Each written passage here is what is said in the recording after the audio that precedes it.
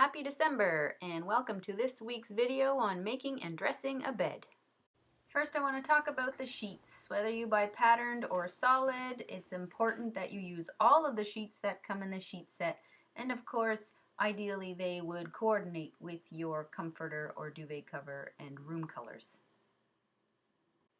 What I'm showing you here is how I'm going to use the pattern side and put it upside down on the bed. Very important.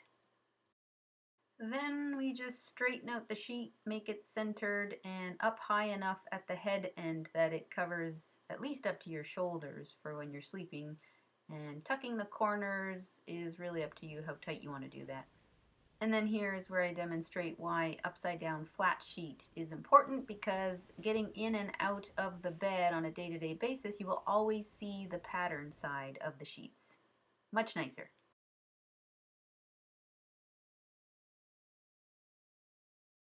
So when it comes to the top layer, you can use a comforter. They usually come already decorative, or you can use a duvet with a duvet cover. I prefer duvet covers because if you want to switch it up seasonally, they take up a lot less room in your linen closet. And here I am always flipping over the top 12 or 18 inches of the top layer just to add a bit more color and interest. So the pillowcases that come with the sheet set are the ones that are meant to be slept on. Put those on your expensive, comfortable pillows. That is, never sleep on your decorative pillows or pillow shams. And the karate chop can only be done with feather-filled pillows, not the cheap poly-filled ones. Duvet covers always come with matching pillow shams, and those would also be considered your decorative pillows. And here's my completed double bed.